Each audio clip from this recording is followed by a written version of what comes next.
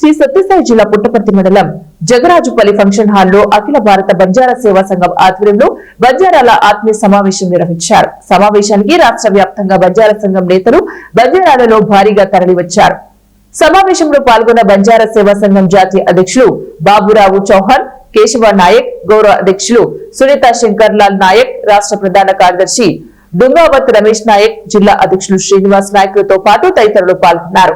ఈ సందర్భంగా బంజారా నేతలు మాట్లాడుతూ రాష్ట్రంలో బంజారాలను ఓటు హక్కుగాని వాడుకుంటున్నారే తప్ప బంజారాల స్థితిగతులను మార్చిన వారు ఎవరూ లేరన్నారు.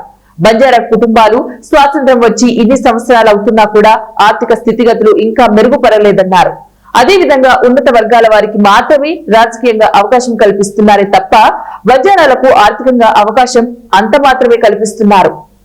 కావున బంజారాలు అందరూ సంఘటితం కావాలని, బంజారాల హక్కుల కోసం కలిసికట్టుగా పనిచేసే మన హక్కులను కాపాడుకోవాలని నేతలు పిలుపునిచ్చారు. ఏ రాజకీయ పార్టీలైనా కూడా బంజారాలకు ప్రాధాన్యతనిచ్చిన పార్టీకి మా మద్దతు ఉంటుందని, అలాంటి పార్టీకే అందరూ కలిసికట్టుగా పోరాడదామన్నారు. అదేవిధంగా రాష్ట్ర వ్యాప్తంగా కూటమి నేతలు వాల్మీకులను ఎస్టీ జాబితాలలో చేర్చాలని ప్రతిపాదనలు పెడుతున్నారు. అటువంటి వారిని గిరిజన తాండాలలో తిరగనివ్వమని తీవ్రంగా హెచ్చరించారు.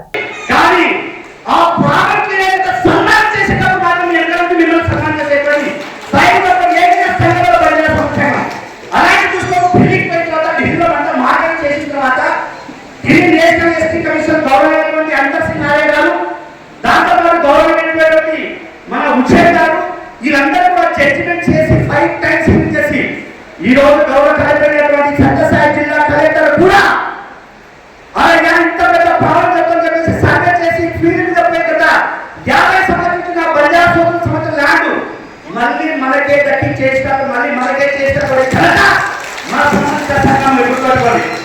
అలానే నేను ఇంత తెలిసిన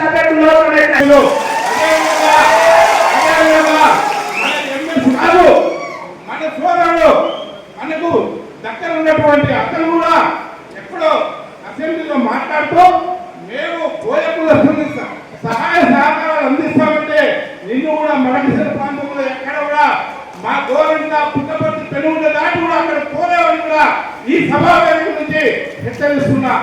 తర్వాత తెలుసు ఎక్కడో అభివృద్ధి కమలముద్రంలో సరైన ఈ మధ్య కాలంలో ఉన్న నీళ్ళైతేనేమి రోడ్లు అయితేనే ఉన్నాయి.